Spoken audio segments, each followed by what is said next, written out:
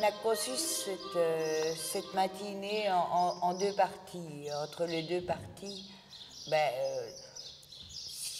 s'il y a des questions à poser, etc., ce sera le moment. La première partie, c'est essayer de travailler sur, à partir de William James et de l'article qu'on a écrit sur ces notions on pourrait dire qu'est-ce qui nous est arrivé à nous modernes, quoi. C'était ça la question que James posait dans les passages qu'on va commenter. Et dans l'autre, c'est au fond quelque chose qui tient à notre propre histoire et où à l'époque on n'avait pas lu James, donc on n'avait pas mis en branle des termes comme amincissement et épaississement, mais rétroactivement, quand on se rend compte de ce qu'on a essayé de faire, des exercices, c'était bien des exercices, c'était bien ça, au fond, qui était en question. Et ça permet de mettre en branle les termes, c'est-à-dire à partir des poisons et de comment se débarrasser, comment prendre le type de confiance qui est nécessaire en soi et dans les autres pour se débarrasser de ce type de questions. Voilà. Alors, bon, je commence directement. Donc, les deux parties. Première partie sur, en gros, notre article, et puis sur notre expérience collective, principalement à Bruxelles. Et donc, la première partie, c'est autour d'un article et d'un livre qu'on a édité, publié, que vous trouvez, je pense, ici. Et Isabelle et moi, on a écrit un article qui porte sur la peur d'être dupe et l'amincissement. Et en fait, cette expression « peur d'être dupe », on l'a trouvé chez William James, qu'Isabelle vient d'évoquer. William James, c'est un penseur incroyable, extraordinaire, mais un penseur américain, mais qui avait complètement disparu de la pensée contemporaine, et particulièrement en France, en Allemagne, enfin en Europe. Et sa disparition n'est pas liée à... les philosophes ou les penseurs disparaissent pour plusieurs raisons, soit parce que l'époque n'y trouve plus d'intérêt, et c'est une disparition naturelle et assez normale, en fait, ils ne sont plus tout à fait adéquats, et donc on n'en a peut-être plus autant besoin. Et puis il y a des philosophes comme James, dont la disparition est plutôt liée à, j'utiliserai un terme fort, mais je pense qu'il est assez juste, à un assassinat. C'est-à-dire, s'il y a des penseurs qu'on assassine, au sens où ils ne disparaissent pas d'une mort naturelle, c'est qu'il y a tout un travail actif de disqualification de ce qu'ils font, une volonté de les faire quitter la scène, et James est marquant pour ça, parce que les attaques qu'il a subies très tôt, notamment par Durkheim, ont fait qu'il y a eu une énorme suspicion envers James. Et cette énorme suspicion, en même temps, elle est très intéressante et elle devrait nous toucher, parce que dans des époques de désastre, de désertification des ressources et de l'imagination, eh bien, des penseurs qui ont été disqualifiés activement par ceux qui ont rendu nos époques ce qu'elles sont ou qui ont participé à ça, nous donnent des éléments, des outils pour toucher au fond de ce qu'ils essayaient d'exclure. Pourquoi est-ce qu'ils étaient si dangereux? Pourquoi ils étaient dangereux? C'est très touchant, d'ailleurs, j'en profite aussi qu'on soit là pour dire que dans certains arguments qui ont été utilisés contre James, on retrouve aujourd'hui, peut-être un peu moins ces dernières années, mais des arguments qui ont été utilisés contre Bruno Latour. C'est à peu près les mêmes. Et donc, il y a quelque chose qui est resté. James a publié au début du XXe siècle, mais ce qu'il touchait était tellement fort sur les articulations de la pensée moderne, sur la critique qu'il porte à la pensée moderne, que nous trouvons encore aujourd'hui, et peut-être même avec encore plus de violence, le rejet de ce qu'il nommait. Et nous, on s'est intéressé, il y a plein de choses qui nous ont intéressés dans les retours sur James, mais dans cet article, on s'est intéressé à une phrase, à un constat assez énigmatique de James, qui lui permet de faire un diagnostic sur les modernes, sur ce que nous sommes, sur ce dont nous héritons. Et c'est un diagnostic pour le moins déconcertant, puisqu'il dit « Ce qui caractérise les modernes, c'est leur peur presque tragique, dramatique, insistante, leur obsession pour ne pas être des dupes. Ils ont une obsession, la peur de la duperie. ils ne veulent pas être les dupes. Et on s'est attardé sur cette phrase assez surprenante, parce que James ne veut pas dire « ça arrive de temps en temps aux modernes » ou « ça peut nous arriver à tous d'être dupes ». Non, il dit là, les modernes ont constitué toute leur pensée, leur méthode, leur mode d'organisation et leur mode d'expérience face à une angoisse, une inquiétude profonde, celle de la duperie. Et ils inventent, par là même, un univers de la duperie, avec ses acteurs, les charlatans, les imposteurs, ceux qui vont profiter de la faiblesse des uns et des autres, et d'un univers en puissance constante de duperie, un univers qui nous attirerait vers des apparences trompeuses, etc. Et on peut encore aller plus loin. Cet univers de la duperie, c'est aussi ce qui entraîne les modernes à voir chez les autres des êtres faibles qui n'ont pas encore acquis notre capacité à faire face à la duperie et à sortir de la duperie, à rompre avec ça. Et c'est très important pour James, d'autant plus que c'est, il dit bien peur ou même horreur d'être dupe, au sens d'un péché, pas au sens justement où c'est jamais agréable de constater qu'on a été dupe, mais ça, et c'est à ça que nous accrochons notre idée de vérité. La vérité est ce qui doit offrir des garanties contre la duperie. Il n'y a pas de définition positive, vitale. La vérité ne nous rend pas vivants. La vérité est ce qui a résisté à la possibilité que ce soit de l'ordre de la duperie. Bruno s'est aussi intéressé à ça en parlant justement de... Nous avons inventé les fétiches. Vous croyez que ça existe vraiment, mais c'est vous qui l'avez fait. Donc, nous avons accusé les peuples que nous colonisions de confondre ce qu'ils faisaient avec des choses qui existeraient vraiment. Mais on peut dire aussi que cette modernité relevait d'un gros trauma. Ça, j'y ai pensé. Les guerres de religion. Alors, réussir à séparer les vérités qui doivent mettre tout le monde d'accord de ce qui va entraîner des guerres, etc., ça a été une des préoccupations qui ont fondé la pensée moderne. Ici, ce sont des vérités qui ne nous entraîneront pas à la guerre, mais feront régner la paix. Mais la paix de quoi, justement? Pour James, nous avons besoin de vérités vitales, de vérités qui nous nourrissent, qui nous donnent l'appétit de faire le monde. Et donc, il s'agit ce sont deux types de vérités qui n'ont rien à voir, enfin, qui sont de nature différente. La vérité qui nous protège de ce péché terrible de la duperie, et les vérités qui nous engagent. On peut se tromper, mais c'est pas si grave. Oui, alors je vous lis un petit passage que j'ai retrouvé, j'ai vu ce matin. James écrit « Celui qui s'écrie, mieux vaut se priver à jamais de toute croyance que de croire le faux, ne fait que montrer l'horreur personnelle qu'il éprouve à être dupe. » C'est très fort, mieux vaut se priver à jamais de toute croyance.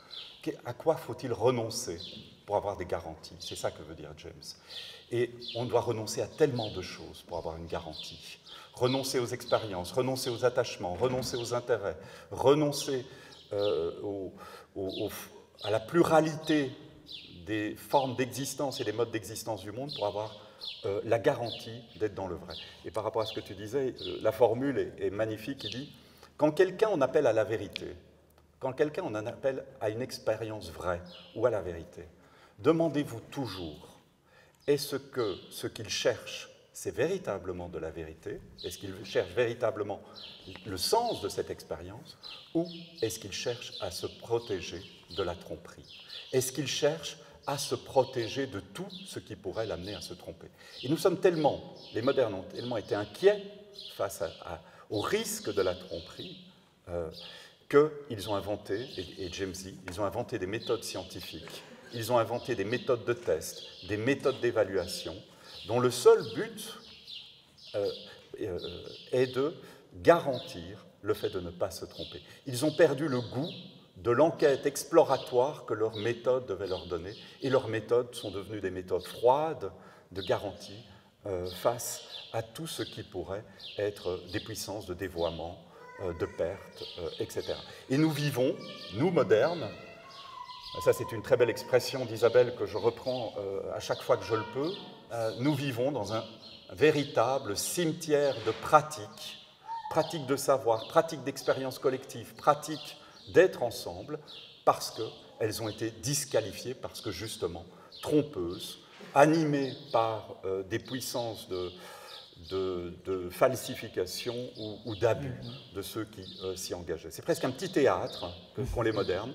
Ils ont leur petit théâtre, la tête froide, le scientifique, celui qui peut faire face à la dure réalité crue, directe et forte, et qui aura le courage d'être à ça. Le dupe, naïf, qui s'en tient aux apparences, qui s'attache à n'importe quoi, qui se perd. On passe aux minces maintenant. Et puis le charlatan, celui qui joue de tout ça. Et, voilà. Et justement, l'idée d'amincir est totalement, pour nous, empoisonnée, parce qu'on va voir, quand on contraste mince et épais, il ne s'agit pas de dire mince, caca, épais, merveilleux, c'est pas ça. C'est les processus, c'est qu'est-ce qui habite ces processus auxquels il faut faire attention. Par exemple, quand une science déraille dans le triomphe contre la duperie, c'est quand, au lieu d'une proposition c'est, apparaît un ce n'est que. Ça veut dire que là, il y a le triomphe d'avoir éliminé des tas de choses auxquelles d'autres gens se laissaient prendre. Et il ne reste que le ce n'est que. Si on dit l'humain n'est qu'un paquet de neurones. Non, avoir découvert l'entrelacement extraordinaire des neurones qui habitent qui font notre cerveau, ça c'est très beau. Et ça ouvre à des tas d'autres questions, ça peut devenir très épais. Mais par contre, quand on dit ce n'est que, on bloque tout ça, on a une réponse, et une réponse dont le premier pouvoir est de renvoyer aux poubelles tout ce qui dirait il faut ajouter quelque chose. Oui, d'accord, et ça enlève et ça coupe. Une fois, Bruno avait contrasté les objets chauves et les objets chevelus. Eh bien, ici, ça crée, les neurones deviennent des objets chevelus, chauves. Ils ne mènent à rien d'autre que vous vous trompez si vous pensez par exemple, que la pensée ou que tout ce que nous sentons fait partie d'une réalité à prendre en compte. Non, non, non. Nous savons maintenant que ce n'est que. Et il y en a tout plein. Et c'est souvent comme ça, d'ailleurs, que les scientifiques s'adressent au public, comme des moralistes, renoncez à tout ce à quoi vous tenez. Donc là, il y a quelque chose, et là, c'est cette autorité de la science. L'autorité de la science vient souvent d'un usage amincissant de choses qui ne manquent vraiment pas d'intérêt, mais qui ne nient rien d'autre. Je peux revenir juste oui. sur juste pour faire revenir sur la transition. Leur peur d'être dupes les a fait chérir des idées amincies. C'est ça le constat de James. Et il dit, vous pouvez pour prendre chaque concept, chaque théorie, chaque idée, et regarder ses effets. Ne la jugez pas intrinsèquement, ne jugez pas une théorie intrinsèquement. Regardez ses effets. Vous allez voir qu'il y a des théories, des idées qui se propagent par la réduction constante de tout ce qu'elles rencontrent. Ce n'est que, ce n'est que, ce n'est que, ce n'est que. Vous êtes attaché à des dimensions esthétiques de l'expérience, mais ce n'est que le système neuronal, des expressions biologiques, une réaction physiologique, etc. Ce n'est que. Et James dit, les modernes ont eu un goût immodéré pour ces théories amincissantes. C'est des théories qui dévastent leur milieu parce qu'elles ne gardent qu'un élément à l'intérieur de chaque situation et qui finit par prendre toute la place. Et dit, à côté de ça, il y a des théories épaississantes, qui, à chaque fois qu'elles circulent, viennent se peupler de nouvelles dimensions, viennent qualifier autrement les expériences plutôt que de réduire sur une seule strate. Et sur le mode du et pas du... mais il faut bien se rendre compte à quel point ça c'est sorti de la science. Ça a pénétré en détruisant autre chose. Nos arts, notamment ici, nous on est philosophes, donc on pense avec des mots, etc. Ben, ces arts de penser avec les mots ont été remplacés par un modèle qui sera celui de la rationalité, qui est l'argumentation. Mais l'argumentation, c'est un duel. L'argumentation, qu'est-ce que ça demande? Ça demande, si on se bat sur une thèse, que l'adversaire et soi-même gardions les mêmes définitions de ce dont nous discutons. Hein, parce que sinon, l'épée, elle doit tenir pour croiser le fer, quoi. Si l'épée était en glaise, si elle changeait de forme, etc., ce ne serait plus un duel, ce serait beaucoup plus amusant, certainement. Et donc, le pouvoir de l'amincissement, c'est aussi l'idée qu'on doit pouvoir définir les choses sur un mode indifférent aux circonstances, indifférent aux enjeux de la situation, indifférent à la manière dont, ici, il nous intéresse. C'est quelque chose qui peut vraiment être le poison de l'école, quoi. Comment définis-tu ça? Ben, ça dépend. Oui, il y a des choses qui... Si on fait des maths, la définition, ça compte. Les maths, ça, c'est pas un amincissement, c'est un art du mince. Le cercle sera le cercle quelle que soit la manière dont il a été dessiné. On dit soit un cercle, et tout le monde sait, etc. Et c'est comme ça que les maths fonctionnent, c'est pas un défaut. Par contre, envoyer cette singularité des maths sur chaque fois sur toutes les situations où on essaye d'être rationnel, c'est vraiment faire que ce sera toujours des débats entre deux définitions opposées qui doivent rester invariable, quel que soit le débat. Donc là, mais accepter que ce que nous entendons par un mot peut changer, que ce que dit l'autre peut faire changer, que le sens des mots, et ça c'est un terme que Bruno a beaucoup utilisé, que le sens d'un mot ne cesse d'être un trajectoire de reprise. Oui, eh bien c'est quelque chose qui change beaucoup de choses, et c'est ce qu'on essayera de vous montrer dans les exercices qu'on a faits, qui sont des exercices langagiers, parce que à l'université, c'était le langage, et qu'est-ce que c'est discuter qui était l'enjeu. Et donc ça veut dire mais ça veut dire aussi qu'on se prive de ce qui sont les armes de guerre, la contradiction, ou bien ça, ou bien ça. Le ou bien veut dire qu'on a gardé les mêmes définitions. Hein? Ou bien tu es, etc. Ça veut dire que quelque chose est resté invariant, qui permet de dire que le choix est nécessaire. Ça peut être ça et ça peut être ça, ça dépend.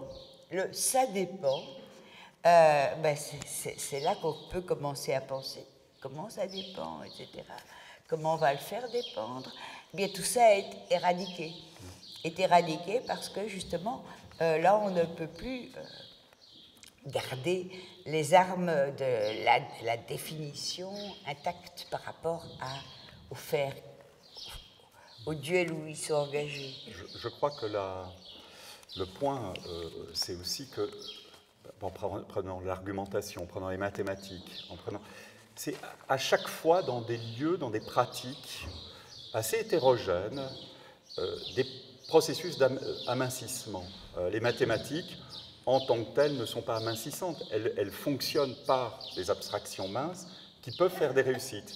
Mais dès le moment où on reprend ce qu'elles ont fait en disant « mais en fait, nous vivons donc dans un univers mathématisé », là, on détruit tout. Et je peux donner un exemple qui rendra tout ça un peu plus, avec un peu plus de chair. C'est un exemple de Whitehead sur lequel on a beaucoup travaillé, Isabelle et moi, qui dans le concept de nature disait « Vous entendez le chant d'un rossignol le matin ?»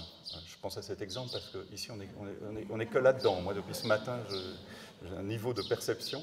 Il dit « Vous entendez un rossignol chanter le matin au lever du soleil. Vous pouvez penser que ce rossignol chante le lever du soleil, qu'il est joyeux du lever du soleil, qu'il éprouve de la joie, qu'il est possédé par une dimension esthétique. Vous pouvez le penser. Vous pouvez aussi penser qu'en fait, le rossignol qui chante, c'est simplement une réaction mécanique à des photons de la lumière qui touchent sa rétine, son système nerveux, et une réaction qui, presque spontanément, le fait chanter. Si vous êtes tenant de la deuxième position, donc vous pensez que tout ça relève de lois physico-mathématiques, d'un système neurologique, etc.,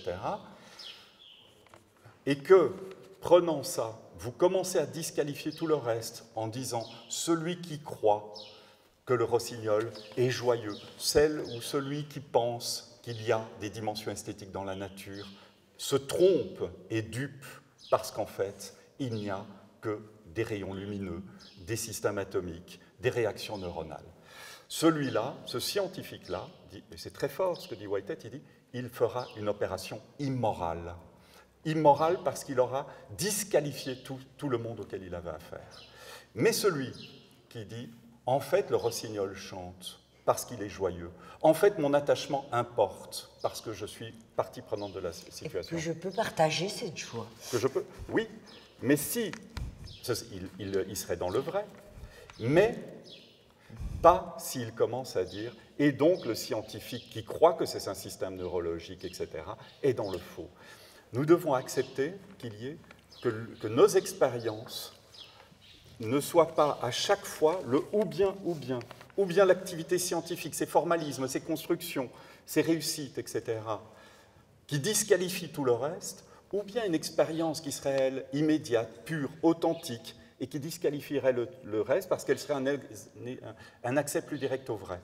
Les deux sont immorales. Et les deux seraient minces. Et les deux seraient minces. Ce sont deux types d'abstractions minces. Ce qui est vrai, c'est qu'en même temps, nous pouvons dire que le rossignol chante le lever du soleil, que mon attachement n'est pas une illusion, que l'esthétique est dans la nature, et que c'est remarquable qu'un scientifique puisse dégager de cette expérience certains éléments qui viennent encore rajouter à l'émerveillement de cette situation. Rajouter des strates, plutôt que d'en prendre, épaissir la situation, plutôt que de ramener quelque chose qui réduit l'ensemble. Et je crois que le projet de Bruno Latour sur l'enquête sur les modes d'existence, où il dit « il nous faut un vrai pluralisme », est dans ce sens. Il faut se méfier de toutes les positions amincissantes, et parfois même les plus sympathiques. Et en fait, Bruno, au début de sa carrière, s'est beaucoup intéressé à des sciences dont la réussite était l'amincissement. Les sciences qui font circuler ce qu'il a appelé des mobiles immuables, c'est-à-dire qui ne cessent d'être transportés dans des situations différentes, mais en restant là où ça compte, restant les mêmes, immuables. Bougeant, mais restant les mêmes là où c'est important. Pas de démonstration sans ça. Donc c'était très important. Mais à la fin, il a introduit cette idée de sciences terrestres. Et les sciences terrestres ne connaissent pas de mobiles immuables. Les sciences des zones critiques doivent apprendre à suivre les processus et la manière dont ils s'intriquent. Et une intrication, c'est ici et maintenant. Il faut être prêt à ce que cette intrication change ailleurs. Donc, on doit suivre le cours de comment la situation peut poser problème, et ça veut dire que, justement, ça va en s'épaississant. Il n'y a jamais une situation qui est normale. Chacune pose son problème et va bien s'ajouter aux problèmes que posent d'autres, et parfois se connecter.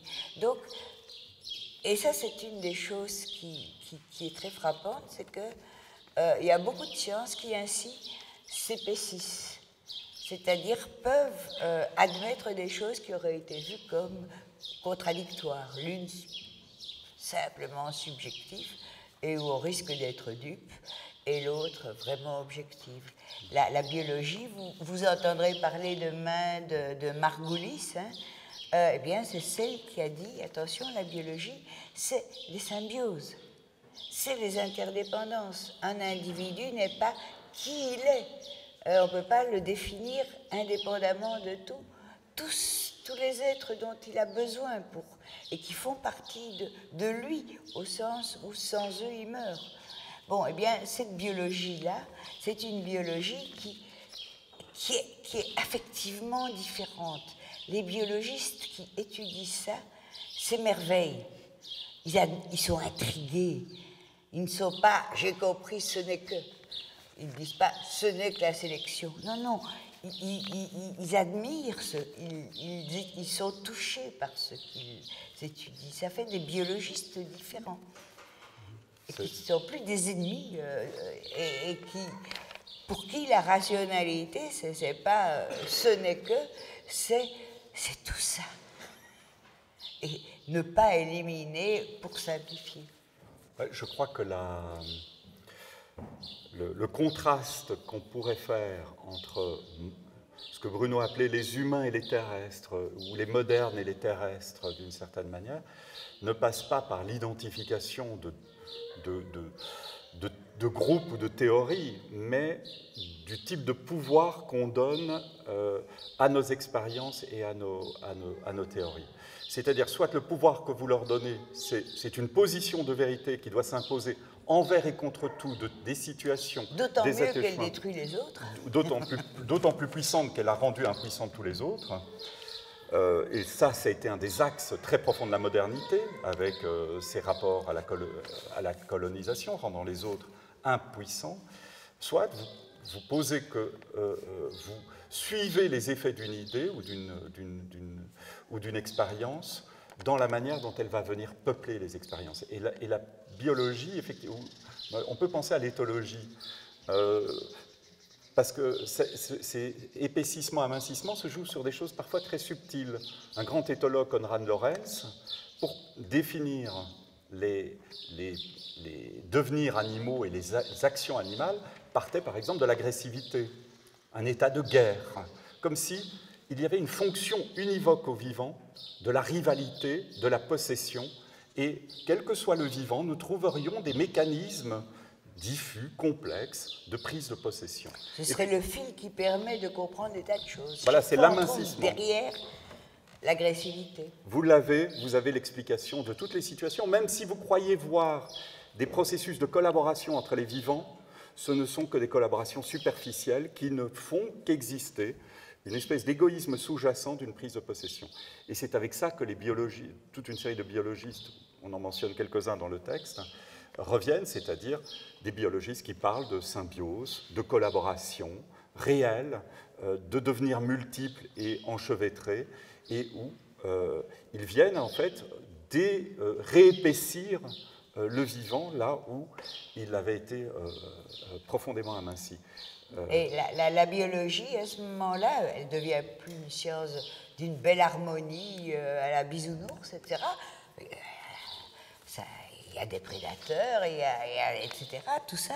Mais la vérité n'est pas triste. Elle peut être tragique, mais elle n'est pas triste au sens où elle nous sépare où elle nous dit ce à quoi vous êtes attachés, de toute façon, ce n'est que de la blague.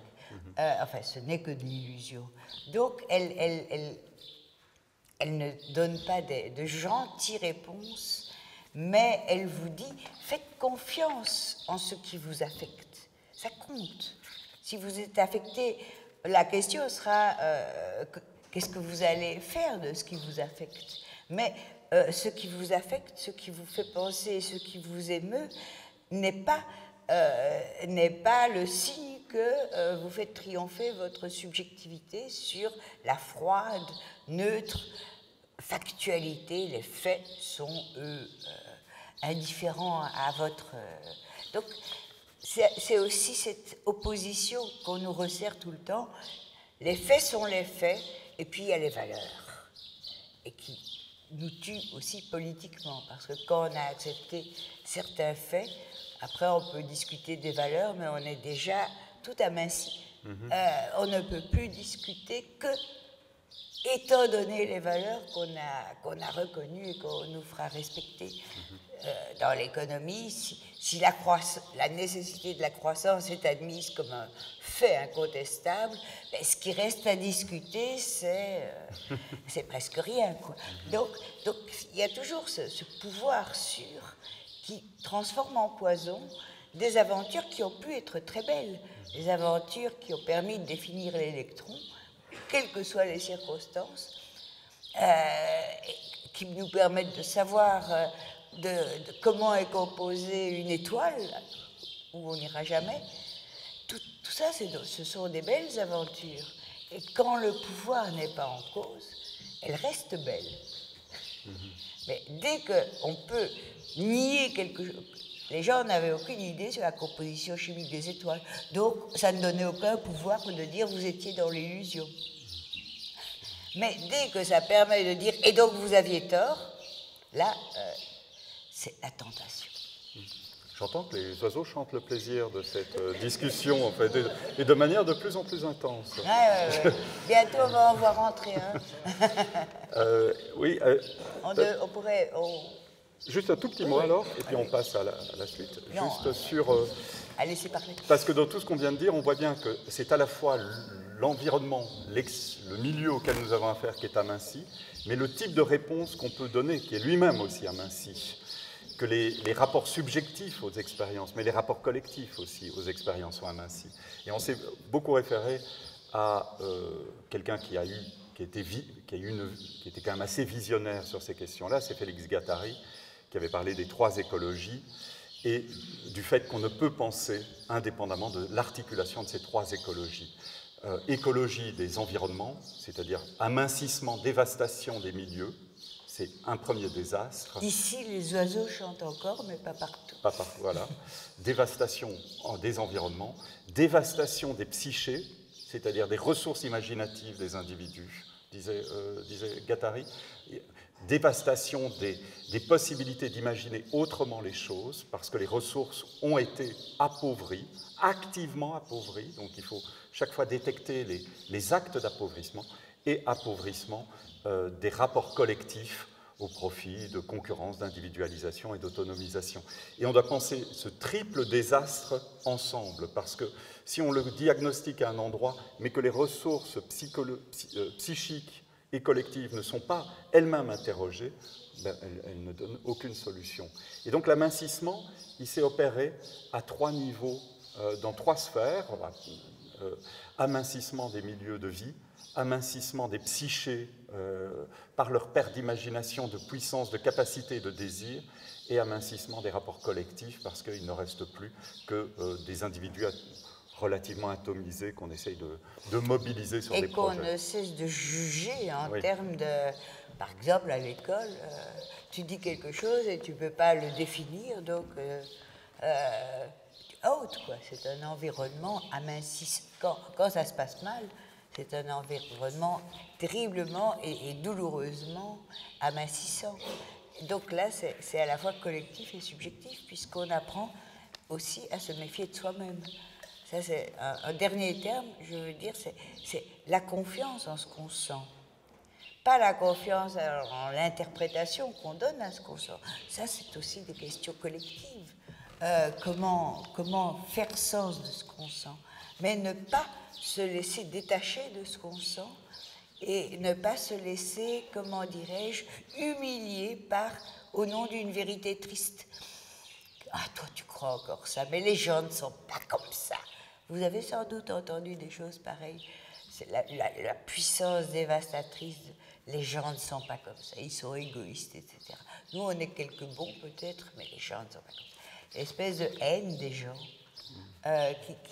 qui bloque la pensée. Moi, mon talisman, c'est nous ne savons pas de quoi les gens pourraient devenir capables. Et je crois que c'est la question aujourd'hui. Mais on va interrompre pour que vous puissiez un peu poser des questions, pas trop longtemps, puisqu'on a une seconde partie, mais il est temps tout de même que nous vous activions. que vous nous activiez. Bref, dans les deux sens. Oui. Plus fort, s'il vous plaît, parce que là... C'était par rapport à la question des sciences qui amènent une forme d'amincissement du monde et des perceptions. Pour moi, les sciences, par nature, vont être épaississantes parce qu'elles apportent justement des vérités qui s'ajoutent à d'autres vérités qui amènent une pluralité du monde. Et pour moi, c'est ce qu'on a fait, ou ce que les politiques ont fait des sciences, qui a amené justement à un amincissement, à une réduction des perceptions, et justement du traitement médiatique, en disant justement le cerveau, ce ne sont que des neurones, ou le colibri ou le rossignol ne va chanter que parce qu'il y a des rayonnements du soleil. Et pour moi, les sciences en tant que telles, normalement, ne font qu'ajouter et sont épaississantes et s'ajoutent à différentes perceptions, même les sciences dures, que ce soit les mathématiques, que ce soit la physique quantique, vont s'ajouter. Et pour moi, c'est justement ce que notre société, ou plutôt nos politiques et le traitement médiatique, en ont fait, justement pour justifier un certain modèle, un capitalisme débridé et néolibéral qui est assez violent, et justement justifier. Justement, vous parlez de la compétition, enfin, du phénomène de compétition et d'agressivité, notamment en biologie chez les espèces. Et il y en a certains, justement, qui ont repris ce discours pour justifier un système qui est violent en disant « Ah oui, mais il y a toujours des premiers cordés, des forts, qui vont justement opprimer les faibles, et ils sont servis pour justifier ça, et justement mettre de côté tout ce qui était de la symbiose, et c'est eux, entre guillemets, qui ont réduit, et peut-être pas les sciences en elles-mêmes, Faut pas parler trop longtemps, je crois qu'on a compris, parce que sinon il y aura plus... Mais juste pour vous dire, oui, je suis absolument d'accord, sauf avec la définition un peu mince des sciences en tant que telles. Vous les séparez de leur milieu. Comment est-ce que le milieu des sciences, c'est-à-dire aussi d'autres scientifiques, c'est-à-dire les institutions, favorise la prise d'autorité des sciences? Je peux juste prendre un petit exemple, parce que c'est plein de dimensions, c'est vrai que ça demanderait une longue discussion, ce que vous avez amené, mais il y a très longtemps, Isabelle m'avait parlé d'un immunologue très intéressant qui s'appelle Pierre Sonigo, et qui a écrit Ni Dieu ni gêne. Et je l'ai rencontré à un moment, elle m'avait mis en contact avec lui, on a discuté, on était censés travailler ensemble, et en fait, il avait travaillé sur, il avait fait le décryptage du génome du sida. Et donc, il était, en une fois, tout le monde parlait, etc. Et on lui disait à la radio, mais maintenant qu'on connaît la carte du virus, on va pouvoir guérir. Et il avait dit, on connaît le squelette, on ne connaît pas le cœur. Et il a décidé, il était dans un projet, un modèle de biologie qui était la génétique et la biologie moléculaire, et donc chercher le code réel du virus, et dès qu'on l'a, on pourrait le traiter. Et il avait dit qu'il faut complètement abandonner cette approche, il faut se lancer dans des approches éthologiques. Le corps, il avait écrit un très beau texte sur le cellule en liberté, ça s'appelait. Le corps serait une espèce d'écosystème. Le virus vit dans un écosystème comme des animaux dans des forêts. S'ils ont des ressources, ils vont peut-être se développer. S'ils sont en manque, ils vont... Et on ne peut travailler que sur cette modalité-là. À peine l'a-t-il dit que son laboratoire, qui était un laboratoire très important... C'est ce qu'il disait, c'est épais. C'est épais. En une fois, il annonce... Cherchons l'épaississement. Il n'avait pas encore lu le texte qu'Isabelle et moi nous avions écrit. Ni James. ni James. Et à peine l'avait-il dit que, gros problème pour la publication de son texte dans des journaux à peer review, les rapports des collègues qui commençaient, alors que son laboratoire était au centre de toutes les attentions. Alors on peut dire, oui, c'est le politique. Mais là, le politique, c'est ce que Bruno appelait les chers collègues, c'est le cher collègue du bureau d'à côté. C'est le cher collègue qui disqualifie un petit peu. Ils ne reçoivent pas un mail du ministère. Hein. Voilà, c'était pas... Boycotter, non, c'est des milieux, il faut bien se rendre compte, voilà. C'est pour ça que Guattari a raison. L'écologie est triple, c'est-à-dire la psychologie du scientifique individuel ne peut pas être abstraite du milieu qui est le sien et de comment collectivement il évalue. Et ce merveilleux scientifique avec lequel j'ai continué un peu à être en lien, il travaille où maintenant? Dans une entreprise, dans un laboratoire pharmaceutique, parce que c'est le seul endroit où on lui donne encore de l'argent pour faire ses recherches. Donc, où ça commence, où sont les frontières, où ça va, et il y a des postures d'amincissement à l'intérieur. Voilà. Exactement. Il faut enquêter, et quand on écoute un scientifique décrire les moments où il y a de la joie et les moments où tout à coup il se fait agressif envers ce qu'il entend capter. Enfin, il y a des tons très différents. Bruno a connu ça. Il savait prendre langue avec les scientifiques chez qui il enquêtait. Et ces scientifiques étaient vivants et lui racontaient les risques qu'ils prenaient et ce qu'ils étaient en train de faire. Et puis, quand est venue la guerre des sciences, tout à coup, certains d'entre eux l'ont dénoncé parce qu'ils mettaient en danger l'autorité des sciences. Donc, les gens sont épais et empoisonnés parfois. Voilà, je suis enseignante et je m'aperçois au fil des années dans ma profession que les enfants qui ont des problèmes particuliers. Laisse-toi parce que je m'aperçois. Debout, levez-vous. Je m'aperçois en tant qu'enseignante que les enfants, les élèves qui ont des difficultés, on a tendance à les catégoriser et à ne pas prendre l'enfant dans sa globalité, son environnement, tout son vécu, tout ça. Et c'est vrai que quand on va demander, cet enfant, il a besoin d'orthophonie, il a besoin de ça, et on ne prend pas de sa globalité, on passe souvent à côté de plein de choses. Parce que, disons que on est trop à catégoriser, quoi. On ne fait pas des liens entre tout ça pour amener justement à... Mais un nouvel exemple de triple écologie, il y a peut-être quelque chose qui regarde les scientifiques dans une difficulté, mais la vérité la concrétude du problème à l'école, c'est qu'est-ce que l'environnement, c'est-à-dire les autres, peuvent faire pour aider, etc. On individualise et donc on passe à de possibles qui seraient épaississants pour toute la classe. Oui, il faut autant se méfier peut-être du programme dans sa manière d'homogénéiser toutes les situations que de l'idée de l'enfant avec sa vérité. C'est des agencements qui sont à évaluer. Comment cet enfant est rendu plus puissant dans des rapports collectifs et des manières d'interroger ces rapports collectifs. Parce que prendre l'enfant en difficulté, le mettre dans un centre je ne sais pas si ça existe en France, des centres psychomédico-sociaux, etc., c'est encore envenimer peut-être parfois un peu plus le problème. Et le ramener à la normalité, voilà. Alors qu'il peut dénormaliser le fonctionnement de la classe en posant un problème collectif. Ce n'est que le langage verbal. Les langages artistiques ne valent que pour être retransmis en langage verbal.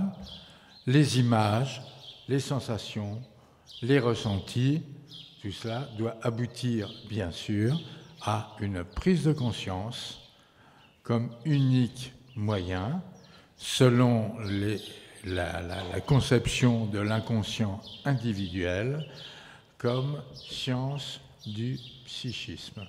Du psychisme, qui résume la vision que l'on peut avoir tant des individus que du monde. Vous voulez dire que vous êtes en train de nous donner un exemple?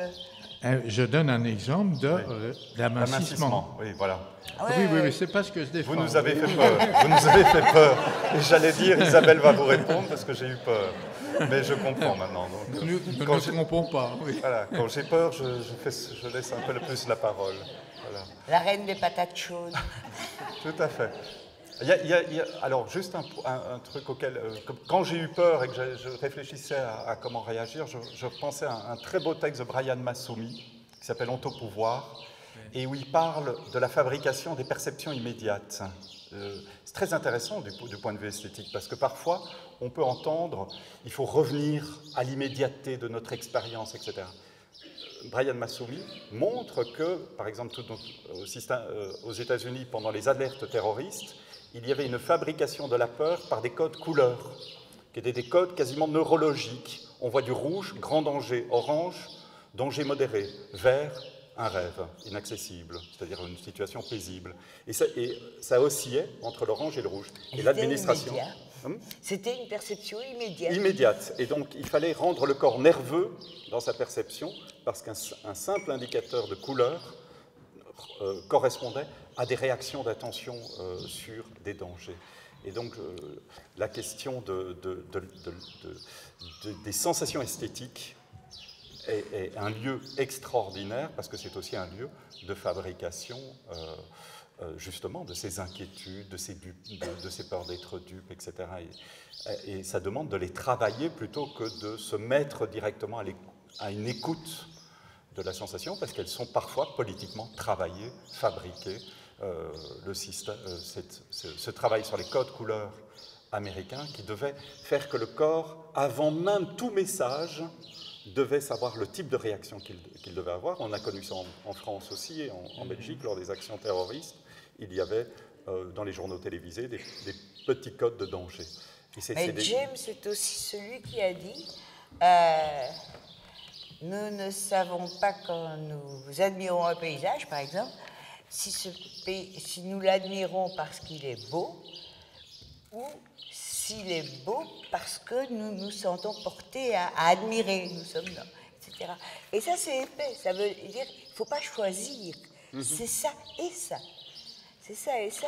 Si je suis d'humeur maussade, c'est pas que je verrai le paysage laid, c'est que je m'en fous de ce paysage.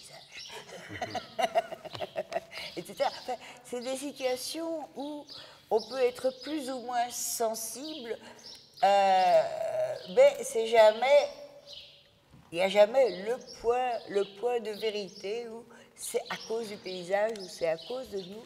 Toute description est épaisse. Martin Guillard. Non, juste pour rebondir sur il y a eu une question vraiment intéressante par rapport à l'éducation et justement les positions de peut-être, on va dire, de difficultés que peuvent rencontrer certains étudiants et étudiantes.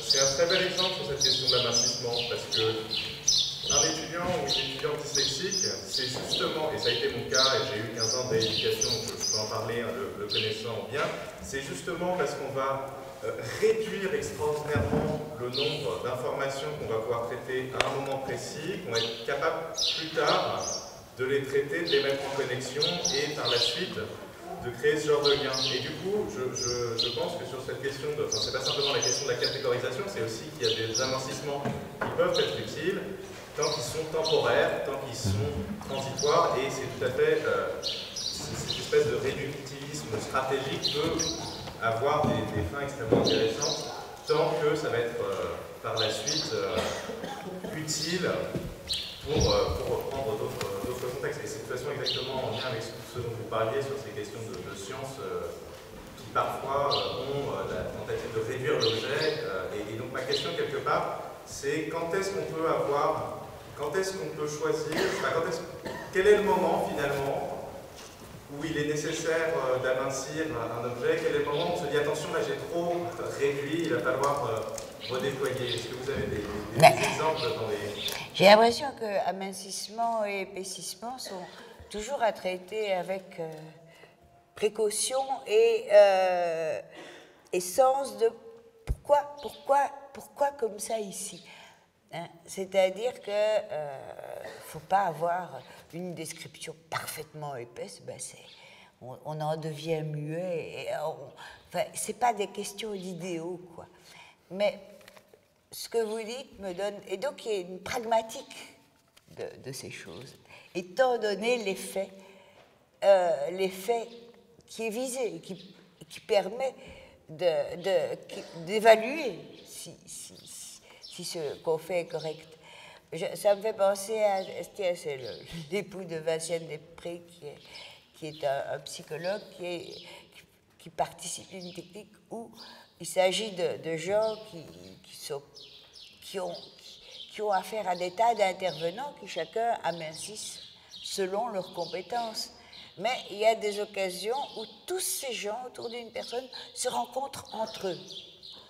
Et tout à coup, la situation change, parce que justement, c'est l'ensemble de ces interactions qui sont pensées en même temps, avec une certaine appréciation pour celui qui a réussi à activer tous ces gens-là.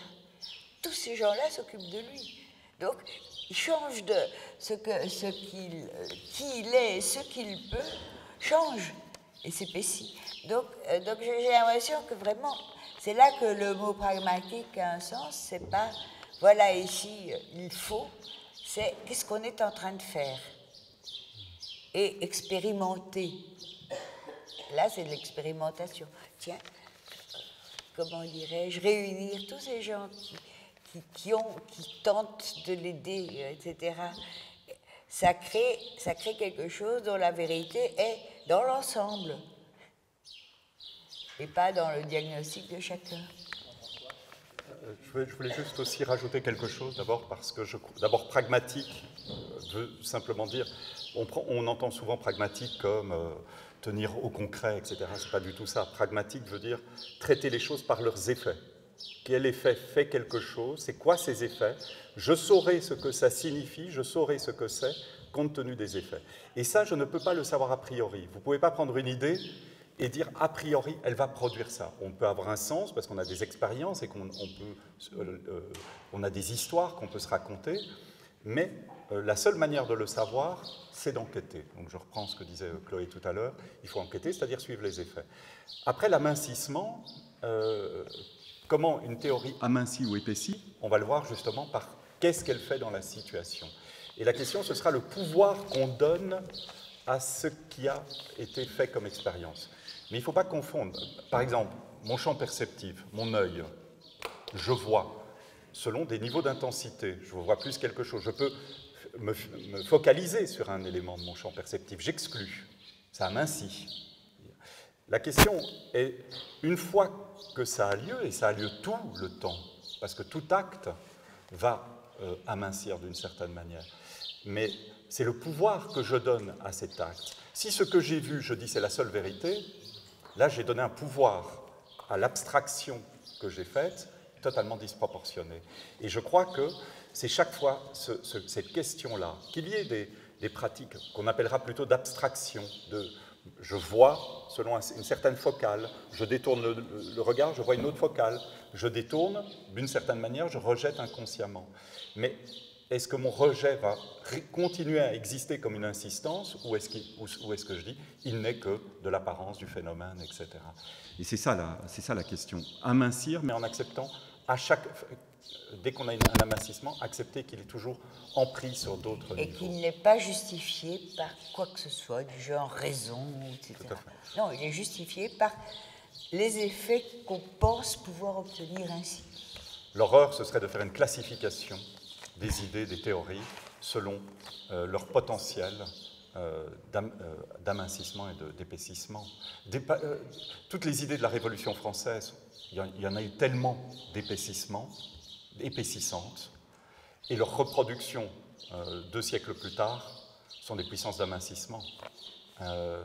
Il y a un changement de milieu, et ça, vous ne pouvez pas le savoir par l'idée d'autonomie de l'individu. C'était épaississant à l'époque, ça permettait de sortir de toute une série de privilèges. La même idée 2 siècles plus tard. Sois autonome. Voilà, on laisse 3 points parce qu'on sait que les dévastations sont innombrables, donc on ne va même pas toutes les nommer. Oui, vous avez dit donc que l'obsession des modernes, c'était de ne pas être dupe. Et quand on regarde la science qui sous-tend toute notre société, c'est-à-dire la science économique, elle nous dit, elle essaie de se présenter comme une science dure, alors que tout le monde sait que c'est une science humaine. Comment se fait-il qu'elle arrive à nous duper? Parce qu'elle nous montre en plus les ficelles. Moi, je me souviens des cours à l'université de Namur, des cours d'économie.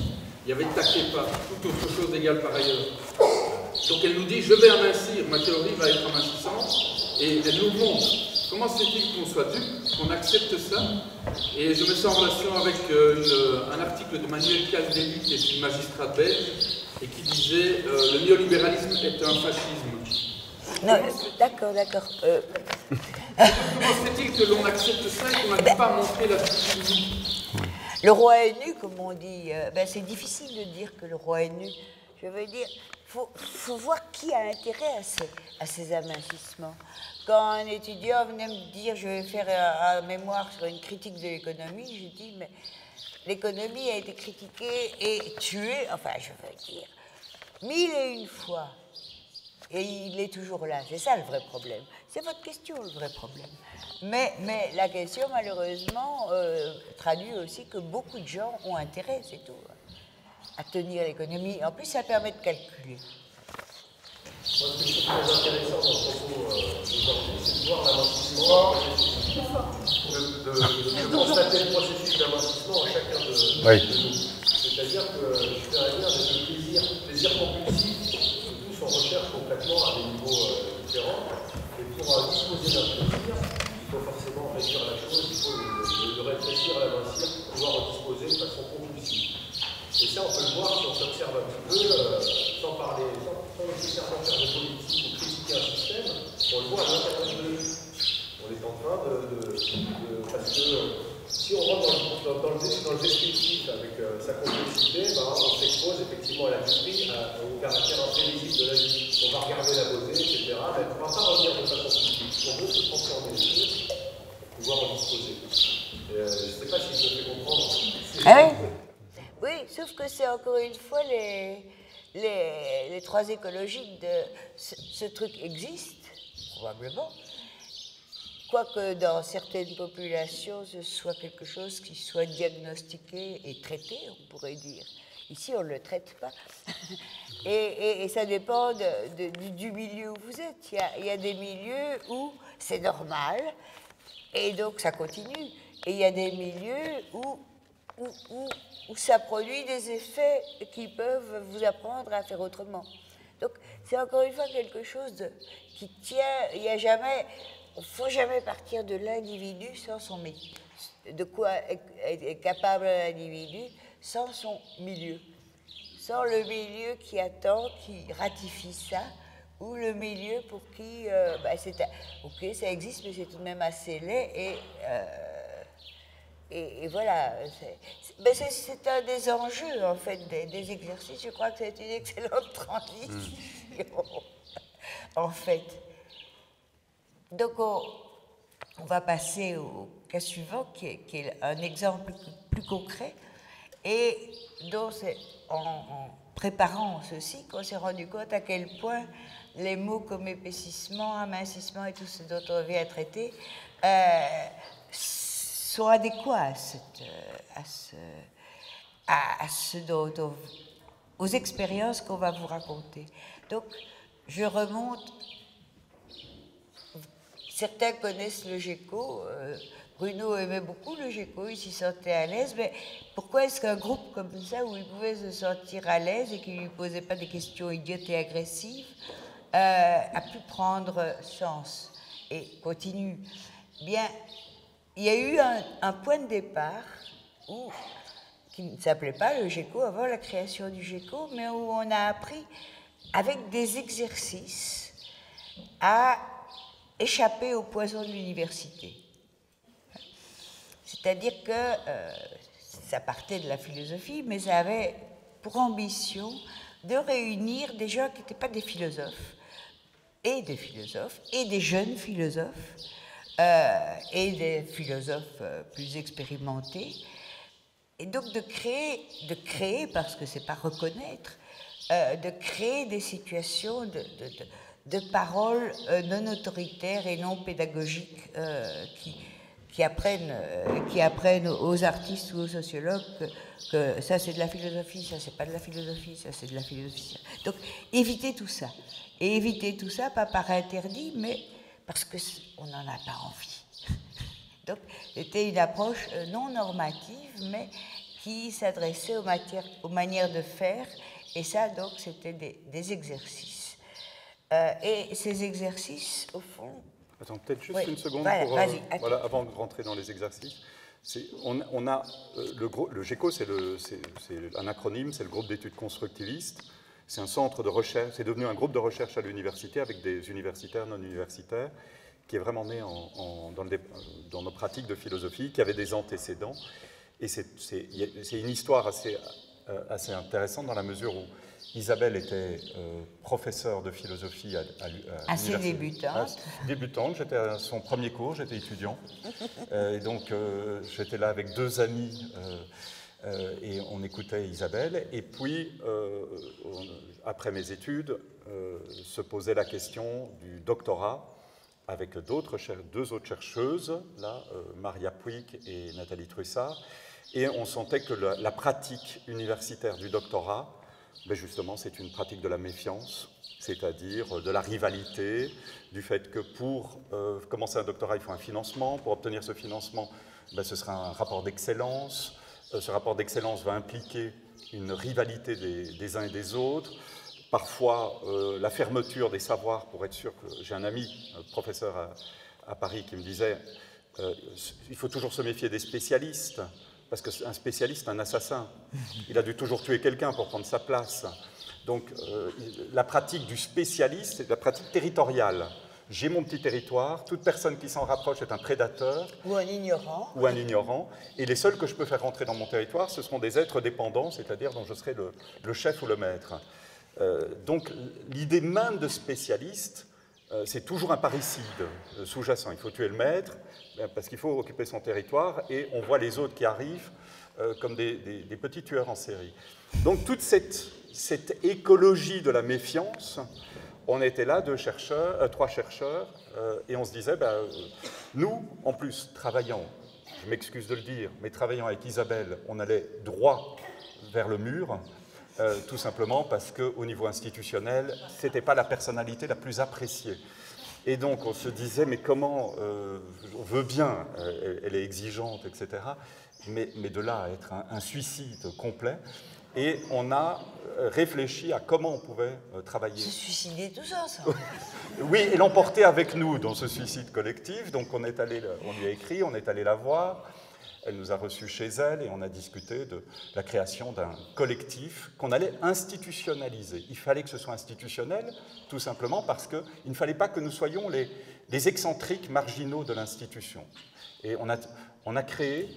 Moi, j'aime bien le dire, c'est très orgueilleux de le dire maintenant comme ça, ce ne l'est plus tout à fait d'ailleurs, mais on a créé une petite machine de guerre. On était en machine de guerre, c'est-à-dire, on va faire autrement, mais on veut que ça infecte. On ne veut pas simplement le faire ailleurs, on veut aussi que ça infecte. C'est-à-dire que d'autres commencent à avoir d'autres types de désirs, d'autres types d'imagination. Et on a créé le GECO, le groupe d'études constructivistes, et ce truc qui était plutôt... entre 3 doctorants, Isabelle est devenu un lieu où des anthropologues, des sociologues, tous dans les mêmes situations. Donc ça a été un lieu aussi d'accueil comment est-ce qu'on peut dire ça, de gens en position décalage par rapport à leur discipline. Des débutants et des confirmés. Voilà. Et justement, cette idée de, comment dirais-je, que il s'agit de travailler ensemble sur un mode tel que ces différences-là qui existent ne soient pas niées, mais ne deviennent pas dominantes. Il ne s'agit pas d'un idéal d'égalité. Certains plus jeunes se taisent beaucoup et puis tout à coup ils se mettent à parler parce qu'ils se sentent... ils ont appris de quoi etc. On ne s'inquiète pas si certains restent plus silencieux que d'autres. Ce n'est pas des normes, mais en tout cas, ce qui est exclu, c'est des choses, des phrases qui commencent par « oui, mais il faut savoir que etc. » Et ça, on profitait, c'était donc pas centré sur la philosophie, mais ça profitait pleinement de ce que permet la philosophie, c'est-à-dire de faire se côtoyer des gens différents. Si vous faites un séminaire de maths, vous ne ferez pas côtoyer des mathématiciens formés à la topologie et des débutants. Ils ne parlent pas le même langage. En philo, il faut risquer l'hétérogénéité. C'est même la condition d'épaissir, c'est de risquer l'hétérogénéité. Et donc, quand ils sont venus me voir, on avait déjà cette expérience commune de ce qui s'était passé avant.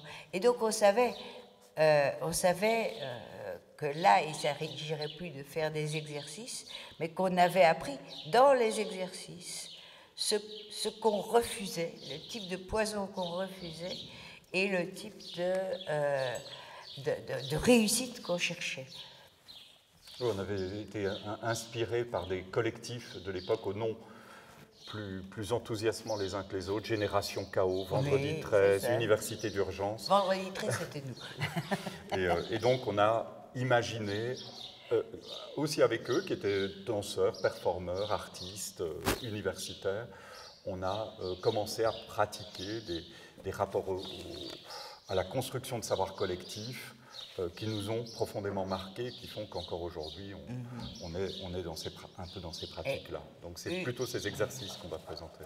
Oui, mais l'une des choses dont le GECO qui est quelque chose qui continue, etc., c'est de la lecture de textes collectifs où il n'y a surtout pas de concours d'autorité, et même où ceux qui connaissent bien l'auteur, eh bien, non, il faut travailler le texte, cette partie du texte où on est sur un mode épais et non pas prétendre l'éclairer avec... Non. Et donc, tout le monde est mis à égalité par le texte, à condition que le texte soit épais. Donc, on s'est rendu compte que ça ne marchait pas si celui qui l'a écrit n'avait pas, lui aussi, pensé de manière épaisse, où plusieurs cerveaux trouvent de la place dans cette épaisseur-là. Donc, il y a des textes très pédagogiques, etc., où autant le lire tout seul. Parce que... Il y a un texte, par exemple, qu'on a lu beaucoup et dont les premières phrases sont marquantes. Ce texte commence par « Nous avons écrit ce texte à deux, nous étions déjà tellement nombreux tous les deux qu'il fallait agencer tout ça. » Et ce texte, c'est 1000 plateaux, c'est la première phrase de 1000 plateaux. Et ce texte, nous l'avons lu, relu, mais on a le chapitre des plateaux les uns après les autres, et on n'a jamais été... C'est vraiment le texte tellement épais qu'on pourrait... Parfois, on se dit, il faudrait recommencer sur celui-là. Ouais. Il y a encore des choses qui ne sortiront que si tout à coup quelqu'un comment dirais-je, s'attache à ça et se sent parfaitement à sa place, à le faire valoir. Donc. Bon, mais... Quoi ? Pardon ? Gilles Deleuze et Félix Guattari. Voilà, donc on a lu du nombre... c'est énorme, hein, donc c'est toute une série de plateaux, et on a lu plusieurs années de suite des plateaux distincts. Ouais. Voilà. Et c'est des arts de la lenteur, je vais y revenir à la lenteur, qui est une autre manière de ne pas d'épaissir, enfin, de ne pas amincir. La vitesse est un opérateur d'amincissement. Donc, ces exercices qui étaient faits là, aux marges de l'institution, sans que ce soit encore institutionnalisé comme le GECO, c'était des paris au fond sur comment vivre le fait que si l'idée d'argumenter, de rester fidèle à ses positions, de les faire valoir, de vouloir les imposer, etc., est court-circuitée, et or, c'était pas dit mauvais, c'est simplement, c'est pas le jeu. C'est hors règle du jeu. Un jeu, ça a des règles. Les exercices, ça a des règles. Et bien qu'on ne tomberait pas dans l'arbitraire. Si tout le monde disait ce qu'il voulait, comme ça, eh bien, ce serait une course folle sans sens ni raison. Non, du sens pouvait être engendré par l'exercice. Comment ? C'est un mot quelque chose sur lequel Bruno insiste dans Où atterrir, c'est la différence entre produire et engendrer. On pourrait dire dans les sciences terrestres, ce sont des engendrements qu'on suit, tandis que la production, elle est finalisée sur, et c'est amincissant, puisque ce qui est important, c'est comment produire ceci et pas des effets. Et donc, c'est une situation qui demande à être interrogée. Bon, eh bien, ces exercices impliquaient que on s'adressait, les règles s'adressaient à certaines choses qui nous sont chères et habituelles et qu'il s'agissait de déconnecter. Soyons concrets, un jeu typique, c'était quelqu'un... D'abord, premier truc, toujours, il y a une dimension de hasard. Celui qui commence sur quelque chose qu'il n'a pas choisi, qui ne lui est pas cher, mais qui peut être tiré au sort, par rapport auquel il n'a rien de spécifique à défendre. C'est un exercice, hein. Il ne s'agit pas de décider. Quand on doit décider des choses ensemble, ben on part de propositions qui ont du sens.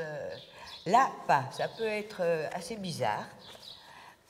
Et donc, c'est une manière, au fond, de réussir déjà à ce que la personne qui initie le jeu n'y ait pas d'enjeu propre qui essayerait de poursuivre. Non, il lance la chose et la chose ne pourra se prolonger que par reprise. C'est-à-dire si quelqu'un d'autre trouve, on pourrait dire, s'engendre en cette personne une manière de reprendre. Mais pas de reprendre au sens de répondre, au sens d'être fidèle, non. Ça m'a donné... Eh bien, c'est ça. Et donc, c'est une reprise qui n'est pas dans la fidélité, qui, chaque fois, si une proposition fait paysage, la proposition de reprise pourra ouvrir un paysage distinct. Mais on sentira qu'il y a un lien. On pourra sentir que, oui, tiens, oui. Donc, et ça se fait comme ça, de reprise en reprise. Et sans jamais de retour en arrière où quelqu'un dirait « Oui, mais ce que je voulais dire, c'était... » Ah non, non, la question n'est pas ce que tu voulais dire. La question, c'est qu'est-ce qui a été engendré par ce que tu as dit. Et donc, la question n'est pas bien compris, mal compris. La question, c'est ce processus. Donc, oui, on va juste rajouter quelque chose. Je crois que ce à quoi on résistait, c'est l'intention. Oui. Mettre celui qui commence sous le régime de l'intention. Qu'est-ce que tu as voulu dire? Tu l'as peut-être pas bien dit, mais qu'est-ce que tu voulais dire? Donc, de lui adresser des questions, d'essayer de le dégager. Donc, refuser l'intention. L'intention, ça n'a aucune importance. C'est quel est l'effet de ce qui a été dit. Et l'effet, il n'est pas contenu dans le message initial, il est contenu dans la reprise. C'est la reprise qui va dire le sens de ce qui avait été dit. Ce sens-là. Un sens. Un sens qui va faire... Donc, premier élément, l'intention, se méfier de l'intention, parce que l'intention met en qualité d'origine, d'initiateur de quelque chose, de vérité de position, de vouloir dire, etc. Deuxième chose auquel on s'opposait, qui est beaucoup plus déconcertant, c'est l'idée d'un enjeu.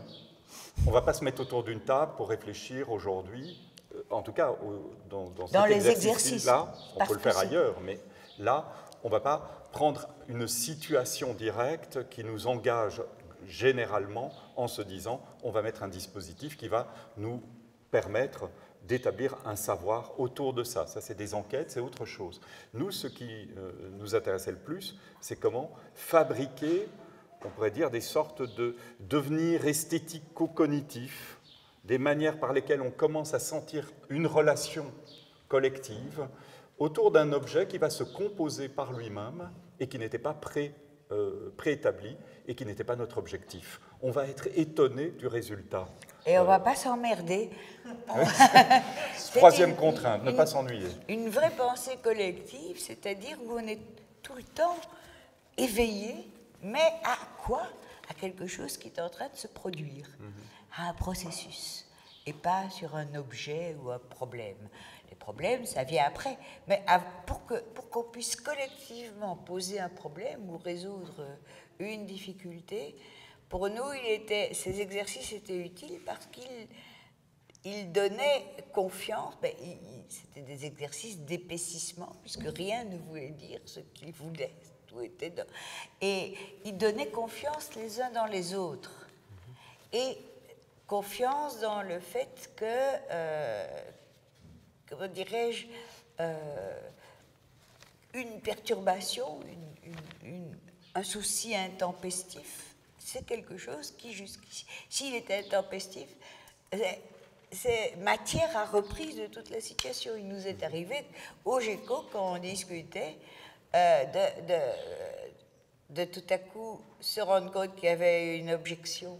Je me souviens quand on préparait Cerisy, on demande, ça je vais y revenir, on avait pris l'habitude, quand on devait prendre une décision collective, de discuter, et puis quand ça semblait se stabiliser, de vérifier que tout le monde était à l'aise avec ce truc. Et s'il y avait une objection, ben, on recommençait. On ne défendait pas la solution contre l'objection, on recommençait. Souvent, ça allait beaucoup plus vite, parce que... mais il s'agissait que toute objection soit non pas une idée d'opposition, ou bien, mais tiens, on a peut-être oublié une dimension.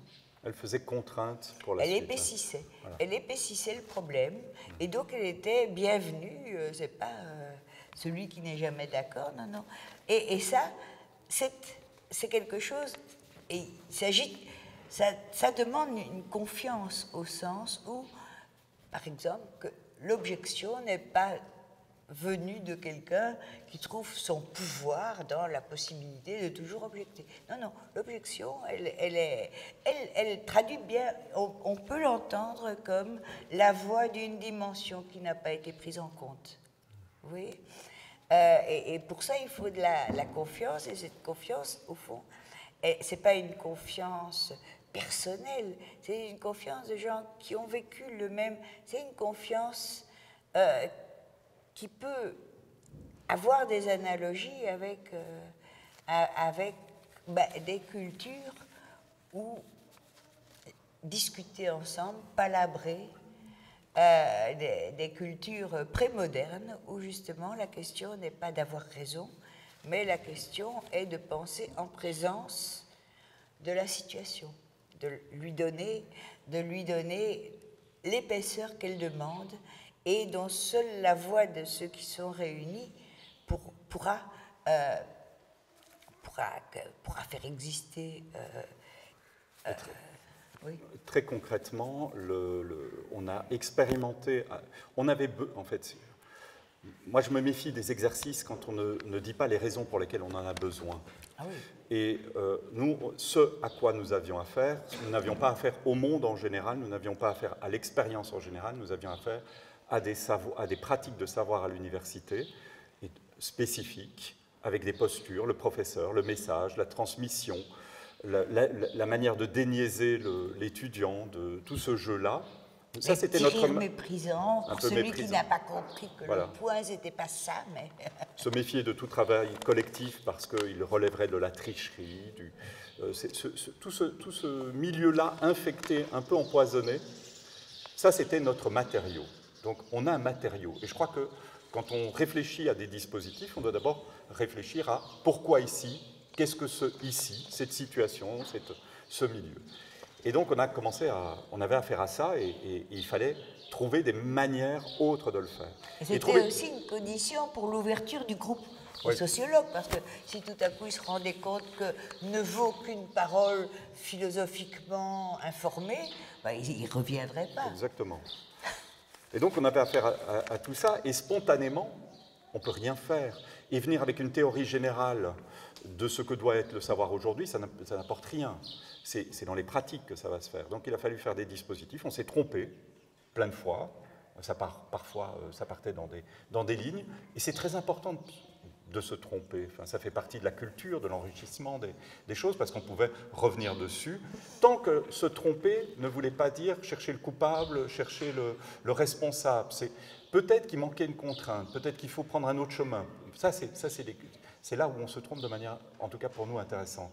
Et donc, on a commencé à émettre des dispositifs qui devaient nous mettre en situation, parfois de malaise, parfois d'étonnement, parfois Certains venaient, nous regardaient et repartaient avec quelques sarcasmes, et on ne les revoyait plus parce qu'ils se sentaient, eux, porteurs de quelque chose qui n'était pas présent là. Qui ne pouvait pas se faire valoir. Voilà, c'est ça.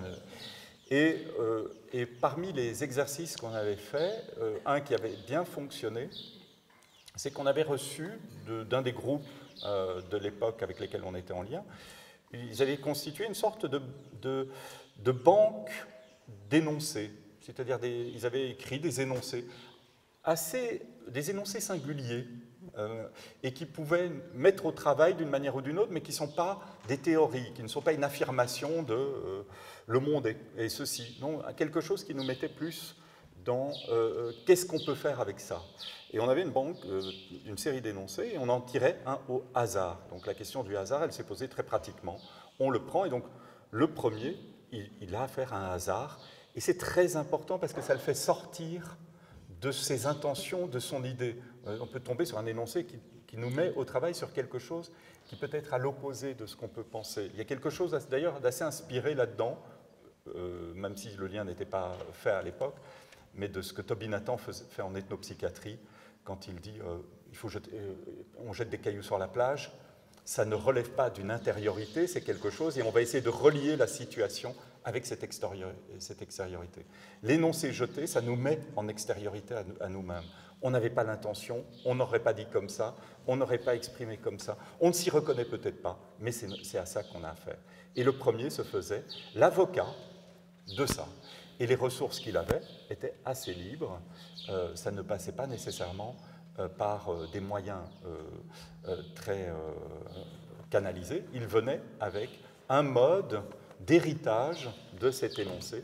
L'autre qui le reprend doit impérativement, c'était ça la vraie contrainte, ça doit être une reprise. Donc il ne peut pas invalider l'énoncé précédent. Il ne peut pas annuler. Il ne peut pas l'annuler, il ne peut pas faire comme si, oui, mais je voudrais parler d'autre chose. Oui, tu peux parler d'autre chose tant que tu établiras le lien avec ça. Et c'est comme si ça produisait une chaîne d'énonciation où chacun reprend l'autre sous une voie différente, lègue au suivant, en tout cas celui qui décide de le reprendre. On avait fait un tableau avec ça, et le tableau est venu par hasard parce qu'il fallait noter ces choses-là, et en même temps, on s'est rendu compte que ça donnait un autre élément, donc il y a toujours quelque chose qui se rajoute de manière involontaire et qui change la situation, c'est que le tableau faisait qu'on se levait, parce qu'il était double face, qu'on allait voir derrière, et que la marche autour du tableau, les temps d'aller revoir, de la lecture, faisait que... Le tableau ajoutait une contrainte et donnait... Le tableau avait été tiré au sort 2 propositions au hasard, donc au sommet de chaque face, et le pari, qui n'avait rien à voir, et le pari était que les processus qui se dérouleraient de chaque côté du tableau allaient fabriquer peu à peu un monde commun à ces deux énoncés. Voilà. L'un pouvait parler de la qualité du Coca-Cola et de l'autre de n'importe quoi d'autre. Quelque part, ça allait non pas converger, il n'allait pas dire la même chose, mais ça allait les deux tableaux, les deux faces. Et donc, c'était un processus où le risque était, puisque le but était comment dirais-je, explicite, où la lenteur devenait un enjeu en soi. La manière dont on procédait par reprise de chaque côté du tableau, parce que ce qui était exclu, et donc hors règle du jeu, c'était une intervention où on sent la présence de l'autre tableau, c'est-à-dire, ah ben oui, là alors, on se précipite vers ce monde commun, on vient de fabriquer une autoroute entre les deux, et là, on annulait. Et ça voulait dire, et ça c'est très important, ça veut dire que les gens, et les plus expérimentés se le permettaient le plus souvent, pouvaient dire, attention ici on est en train de dérailler, ici ça va trop vite. Vous voyez? Ou bien ici, on se met à discuter. Donc, les poisons sont présents dans non pas voilà ce qui risque de se passer ici. La lenteur, ne pas se défendre, etc. Et je crois que c'est important on n'en fasse pas des exercices de pleine liberté, tout est permis, mais ça a un enjeu transformateur. Et si ça déraille et qu'on connaît la situation, qu'on sait que c'est en train de dérailler, eh bien quand on intervient, on sait qu'on va être écouté, non pas comme parole d'autorité, mais par les autres qui ont le souci que ça ne déraille pas. Donc, il s'agit, quand on parle de règles du jeu, ce n'est pas des règles qui font autorité, mais c'est ce qui donne intérêt au jeu. Et qui forme un champ de contraintes aussi. C'est les contraintes. Et donc, quand tout à coup, un échange devient une espèce de jeu de ping-pong où on se renvoie la balle, non, ça ne va pas. On n'est pas là pour jouer au ping-pong. Et on est là pour justement ces productions qui engendrent quelque chose qu'on ne maîtrise pas, mais qui ne sont pas n'importe quoi. Tiens, ici, c'est ça que j'ai eu envie de... Mais pour sentir, et c'est dans ce sentir de... C'est ça que... Ici, je peux reprendre ça, je peux me faire avocat de ça, selon des manières qui sont inattendues par rapport à ce qui était proposé, mais pas original, simplement, libre. Eh bien, il faut sentir cette possibilité se produire en soi. Et donc, cette lenteur, c'est aussi une condition de l'épaississement. Parce que pour épaissir, il ne faut pas simplement dire tout est permis. Non, non. On épaissit parce qu'ici, on sent qu'une situation qui a été éliminée, éventuellement, appelle à un avocat, insiste pour être pris en compte. Et on se fait écho de cette insistance. On ne se fait pas défenseur du principe d'épaississement où il faut... Non, non, on se dit ici, non, ici il faut. Et ici il faut, c'est pas vous qui le dites, c'est la situation qui demande à être épaissie. Quand on a parlé avec Chloé, elle nous demandait, mais est-ce que... Les premières discussions, elle me disait, mais vous avez des exercices, GECO, est-ce que vous pourriez en parler? Et je me disais, mais en fait, je ne me souviens pas qu'on ait des exercices. Mais en fait, c'était tellement présent qu'on ne le nommait pas exercice. On l'avait nommé exercice avant, oui, mais c'était après ceux qui participaient avaient appris ça. Et la raison pour laquelle on pense que c'est intéressant d'en parler aujourd'hui, parce que c'est à quel point ce qui se passait dans ces lieux, avec quelques-uns, on n'était pas plus de 10, 15, dont on pouvait se dire, bon, c'est un peu gratuit, c'est un peu... certainement, certains collègues devaient dire, ils jouent à des choses bizarres, ils font des choses bizarres, mais ce qui s'est passé là a fait relais de proche en proche sur les manières d'enseigner, sur le rapport aux étudiants, sur la manière d'être dans des pratiques collectives du texte, qui fait que quand on fait un groupe de lecture, et qu'on le fait chaque année, eh bien ce groupe de lecture a quelque chose de l'héritage de ces exercices, c'est-à-dire on ne peut plus revenir en arrière. Et ça, je crois que c'est la réussite de ce genre de choses, c'est que ça fait histoire, pas comme de manière par reproduction, mais que les transformations et les métamorphoses dans les manières de s'adresser, de composer avec d'autres, eh bien ça se propage entre nous, de proche en proche, avec ceux avec qui on travaille, dans d'autres disciplines qui vont peut-être pas refaire ces dispositifs-là, mais ne pourront plus accepter la question de l'intentionnalité, la question d'un rapport unilatéral du savoir, etc. Mais je crois on va peut-être s'arrêter, non, Isabelle ? Pour rediscuter. Oui, et je crois que ce qui est vraiment important, c'est que vraiment, une des choses que je vis comme vraiment importante, c'est ça dépsychologise les rapports. Ils deviennent affectifs, mais pas psychologiques au sens où je n'ai pas à lire comme la question de l'intention est mise de côté. Eh bien, je n'ai pas à, de manière paranoïaque, déchiffrer l'intention d'un tel ou un tel. Oui.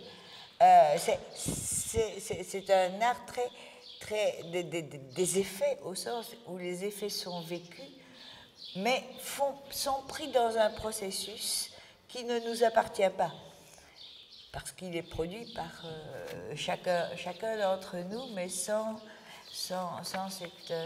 Et je crois que c'est très libérateur au sens où on peut... Moi, il y a des choses que j'ai écrites qui sont directement inspirées de ça. Je me suis intéressée aux sorcières néo-païennes et j'en ai tiré, là aussi, il y a des rites et des exercices. Mais l'importance qu'on fasse ces rites ou pas, c'est l'effet qui est de donner à la situation qui nous réagit. On se réunit autour d'une situation, mais avec nos pratiques d'amincissement, on peut facilement démembrer cette situation. Pour moi, ce qui importe, c'est ça. Pour moi, ce qui importe, c'est ça, etc.